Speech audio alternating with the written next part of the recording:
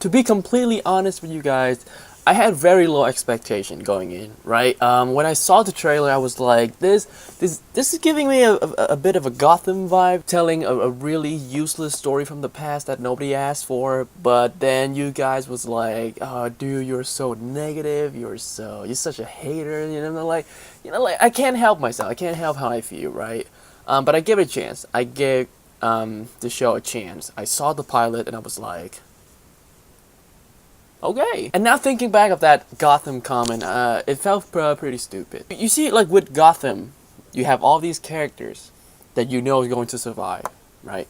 But here, it's quite the opposite. With Krypton, you have a bunch of characters that you know that is going to die. Like eventually, they are going to die. And with this being a sci-fi show, I'm not a big fan of the Sci-Fi Channel. I kind of associate the Sci-Fi Channel with like really low budget B movies and with really bad CGI.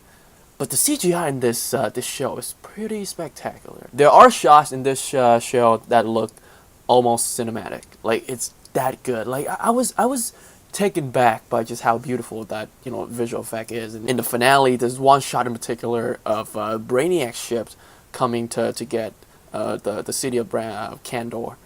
That's such a good shot, man. It's breathtaking. And speaking of Brainiac, oh my god, the design of Brainiac came straight out of a Joe Romero horror movie or a Stephen King book.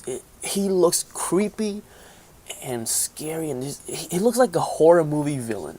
You know what I mean? Like he looks like one of those like slasher movie villain, and it's all practical. In the first episode, they have a shot of Brainiac and it's all CG, right? But when the full form of Brainiac appears, he's all practical, or like I was saying, 80% to 90% about practical, which is very, very impressive. And he looks great. He looks awesome. Brainiac is awesome. But I was a bit disappointed that he wasn't in the show that much. He's not even. I wouldn't even call him like the main villain of this first season. He didn't really appear too much. Like he is referenced and he is talked about by our main characters, but he's not there a lot. I think I read somewhere like an article. I don't remember where, but there were rumors that this show is gonna be like it's like a time traveling like a Superman villains, Brainiac and General Zod and Doomsday. They're gonna travel back in time to kill Superman granddad. But the show is a lot more complicated than that. It's a lot smarter than that. I feel like the complication of the story come from different characters having different motivation and different goal, and just how they are going about doing it, create like a conflict between our heroes, right? So the show is a lot smarter than it's presented, which I like. But again, for a comic book show like this, I was hoping for a little bit like more sort of lighthearted moment. There are some, provided by Adam Strange. He provide a little bit of lightheartedness and a little bit of comedy here and there, but it's not enough, man. This show is a very sad, very serious, and very surprisingly political. Not in a sense that character would do things that reflect what is going on in today's political world, but there's a lot of conflict between the people and the government. And again, the show takes itself very, very seriously. And sometimes I like it. Sometimes I wish for a bit more comedy and a bit more humor to light up the mood a little bit. In terms of characters, I really enjoy all the characters in this show, especially two of them, Nyssa and Sek. Sek L, he's this sort of asshole with a heart of gold, and somebody that at first doesn't really want to be a hero, but because he is a good person, and deep down inside he is a very caring, a very heroic person. He's sort of taking this path to save everybody, even though he would present himself one way. And Nyssa actually got a very good arc. She is like the daughter of this politician. Growing up, she is very supportive of her dad. Then she got to a turning point, and her character got a chance to sort of develop into something more. And I like that. I like it when characters make very difficult decision. And the Zods, oh my god, they're badass. From Lyta Zod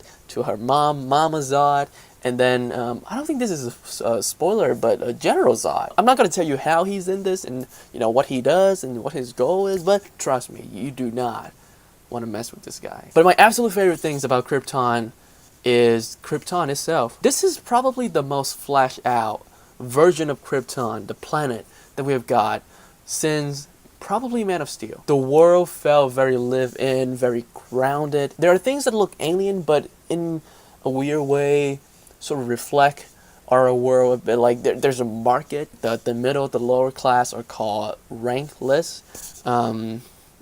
And there again, there's all these like government and all these corporate people, and it's a very interesting world, and I would love to dive deeper into this world. I feel like this is the first time that I felt very invested in the planet of Krypton and Kandor, the city in particular. And I love how they filmed the action. There's a lot of action in this show, from the hand-to-hand combat to the shootout. So exciting. It's all wide shot with really good choreograph, and there's not many cuts. That's the most impressive thing about the action. There's not a whole lot of cut, and you see the stunt people or sometimes even the actors doing all of these martial art and all these shooting, all these sword fights. It's so cool to see.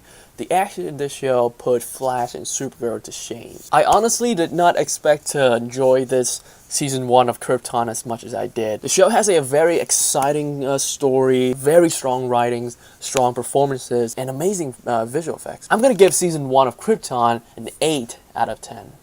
It started out a bit slow, but once it got good, oh my god, it is so good. Hey guys, as you can see, I have a bit of a different audio setup. This is not like a permanent thing. I'm going to buy a new microphone soon, but I feel like this would do for now. It sounds a lot better than the microphone in the camera. And in the comment section down below, do let me know if you prefer this audio or the one in the camera. I feel like a lot of you are gonna like this better, because I do. And do let me know if I should buy a new microphone. If this is good enough for you guys, then maybe I'll stick with it. But I actually do want to buy a new microphone, and would love to hear from you guys. And also, if you got a chance to see the first season of Krypton, do let me know in the comment section down below how you feel about it. Did you like it? Did you not like it? And if you enjoyed my review, hit the like button and subscribe if you want to see more reviews like this. And with that being said, I'll see you soon.